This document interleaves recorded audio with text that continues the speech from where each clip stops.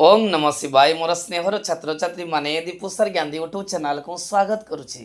आज पिला माने मो प्लस टू सेकेंड आर्ट्स पिला मानक पई होम साइंस रो गोटे सुंदर वीडियो नै आसी। पिला मन देखो फाइनल एग्जाम पई समस्त होम साइंस रो छात्र छात्री मानक को बेस्ट ऑफ लक। पिला मन देखो एग्जाम बहुत भलो हेबो एवं आज सेति पई मु किछि बछा बछा एमसीक्यू क्वेश्चन नै आसी जाकि यूनिट 5 रो एमसीक्यू क्वेश्चन गुडी को जहाँकि विगत 2014 रु 2024-25 मध्य क्वेश्चन गुड़िक आसी मुझे क्वेश्चन गुड़ी आलोचना करी निश्चय पिला माने क्वेश्चन गुड़ बहुत गुड़ा क्वेश्चन तुम एग्जाम आसवा सुनिश्चित। ये पिला माने मु गोटे पर गोटे क्वेश्चन आलोचना करी निश्चय पिला माने एग्जाम पूर्व भिडियोटी देखिबो निहात तुम एग्जाम भल हम।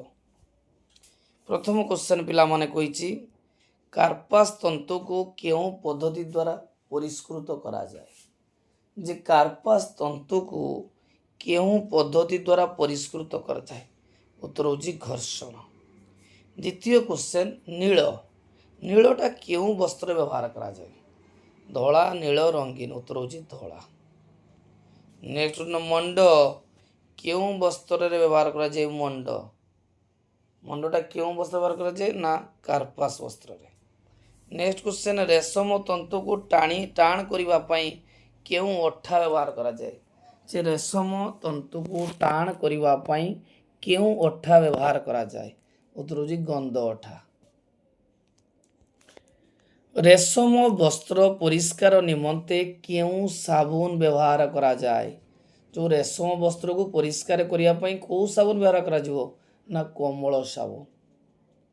नेक्स्ट क्वेश्चन पिला माने पशम वस्त्र धोती निमंते कौन व्यवहार करा जाए जे पशम वस्त्र धोती निमंते कौन व्यवहार करा जाए ना नरम साबुन।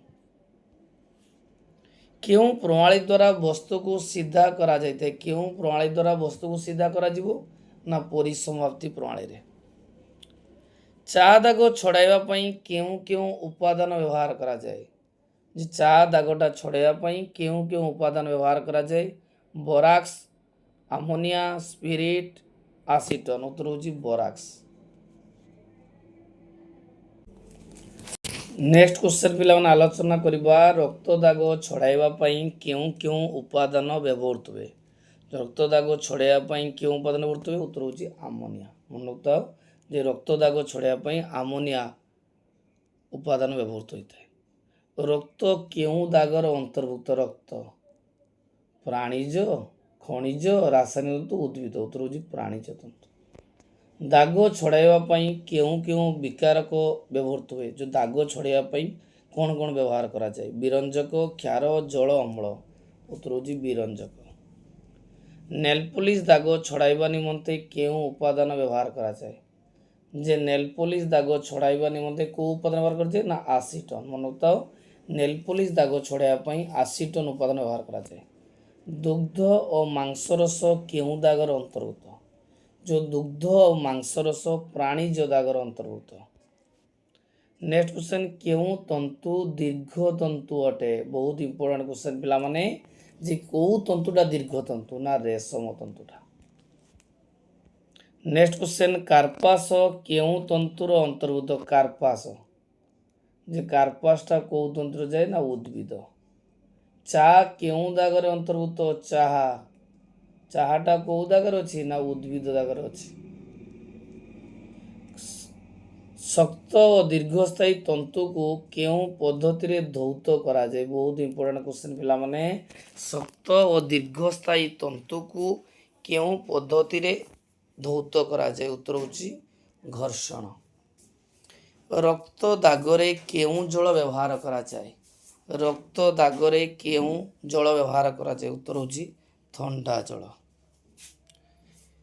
बॉलपेन दाग छड़ाइबा पई क्यों उपादान व्यवहार करा जाए बॉलपेन दाग छड़ाइबा पई को उपादान व्यवहार करा जाए ना मेथिलेटेड स्पिरिट। नेक्स्ट क्वेश्चन पिला माने पशम वस्त्रधोती क्यों पद्धति एड़ाइबा उचित दल चिपी कठिन साबुन घर्षण उत्तर होची घर्षण। नेक्स्ट क्वेश्चन क्यों वस्त्र धोती घर्षण पटा व्यवहार करा जाए क्यों वस्त्र धोती घर्षण पटा व्यवहार करा जाए उत्तर होची कार्पास। रेशम वस्त्र धोती क्यों साबुन व्यवहार करा जाए ଯେ ରେଶମ ବସ୍ତ୍ରବତୀ ପାଇଁ କେଉଁ ସାବୁନ ବ୍ୟବହାର କରାଯାଏ? ନା ରିଠା ଫଳ। କେଉଁ ଦାଗ ଅମ୍ଳଯୁକ୍ତ ଅଟେ? ଯେ କେଉଁ ଦାଗଟି ଅମ୍ଳଯୁକ୍ତ? ନା କଫି ଦାଗଟି। ବସ୍ତ୍ରବତୀ ସମୟରେ କେଉଁ ବସ୍ତ୍ର ଅଧିକ ଜଳ ଧାରଣ କରିଥାଏ? ଯେ ବସ୍ତ୍ରବତୀ ସମୟରେ କେଉଁ ବସ୍ତ୍ର ଅଧିକ ଜଳ ଧାରଣ କରିଥାଏ? ଉତ୍ତର ହେଉଛି ପଶମ। ମଣ୍ଡ ଦେବା ଓ ନୀଳ ଦେବା କେଉଁ ବସ୍ତ୍ରର ଏକାଠି କରାଯାଏ? ଯେ ମଣ୍ଡ ଦେବା ନୀଳ ଦେବା କେଉଁ ବସ୍ତ୍ର ଏକାଠି ପ୍ରୟୋଗ କରାଯାଏ? ନା ଉତ୍ତର ହେଉଛି କାର୍ପାସ ବସ୍ତ୍ର। ତୈଳ ଓ ଚର୍ବି ଜାତୀୟ ଦାଗ କେଉଁ ବିରଞ୍ଜକ ଦ୍ୱାରା ଛଡ଼ାଯାଏ? ଯେ ତୈଳ ଓ ଚର୍ବି ଜାତୀୟ ଦାଗ କେଉଁ ବିରଞ୍ଜକ ଦ୍ୱାରା ଛଡ଼ା ଯାଇଥାଏ? ଉତ୍ତର ହେଉଛି ଦ୍ରାବକ। ନେକ୍ସଟ କ୍ୱେଶ୍ଚନ, କେଉଁ ତନ୍ତୁ ମୌଳିକ ଓ ପ୍ରତ୍ୟକ୍ଷ ରଙ୍ଗ ଦ୍ୱାରା କରାଯାଇଥାଏ? କେଉଁ ତନ୍ତୁ ମୌଳିକ ଓ ପ୍ରତ୍ୟକ୍ଷ ରଙ୍ଗ ଦ୍ୱାରା କରାଯାଇଥାଏ? ଉତ୍ତର ହେଉଛି ରେଶମ। କେଉଁ ଦାଗ ଛଡ଼ାଇବା ପାଇଁ ସୋଡ଼ିୟମ ପର୍ବରେଟ୍ ବ୍ୟବହୃତ ହୋଇଥାଏ? କେଉଁ ଦାଗ ଛଡ଼ାଇବା ପାଇଁ ସୋଡ଼ିୟମ ପର୍ବରେଟ୍ ବ୍ୟବହୃତ ହୋଇଥାଏ? ଉତ୍ତର ହେଉଛି କଳଙ୍କ ଓ କାଳି। ବାର୍ନିଶ ଦାଗ ଛଡ଼ାଇବା ପାଇଁ କେଉଁ କେଉଁ ଉପାଦାନ ଆବଶ୍ୟକ? ବାର୍ନିଶ ଦାଗ ଛଡ଼ାଇବା ପାଇଁ କେଉଁ କେଉଁ ଉପାଦାନ ଆବଶ୍ୟକ? ନା ଟର୍ପେଣ୍ଟାଇନ୍ ତେଲ। ମନେ ରଖିଥିବ, ବାର୍ନିଶ ଦାଗ ଛଡ଼ାଇବା ପାଇଁ ଟର୍ପେଣ୍ଟାଇନ୍ ତେଲ ଆବଶ୍ୟକ। କେଉଁ ବସ୍ତ୍ରକୁ ଉତ୍ତାପ, ଘର୍ଷଣ ଓ ବିକାରକ ଉପାଦାନ ନଷ୍ଟ କରେ ନାହିଁ? କେଉଁ ବସ୍ତ୍ରକୁ ଉତ୍ତାପ, ଘର୍ଷଣ ଓ ବିଚାରକ ଉତ୍ପାଦନ ନଷ୍ଟ କରେ ନାହିଁ? ଉତ୍ତର ହେଉଛି କାର୍ପାସ। ଦେଖ ପିଲାମାନେ, ଲାଷ୍ଟ କ୍ୱେଶ୍ଚନ ଅଛି 31 ନମ୍ବର କ୍ୱେଶ୍ଚନ। ଦୋଳି ଚିପିବା ବସ୍ତ୍ରବତୀ ପ୍ରଣାଳୀ କେଉଁ ବସ୍ତ୍ରରେ ବ୍ୟବହାର କରାଯାଏ? ଉତ୍ତର ହେଉଛି ରେଶମ।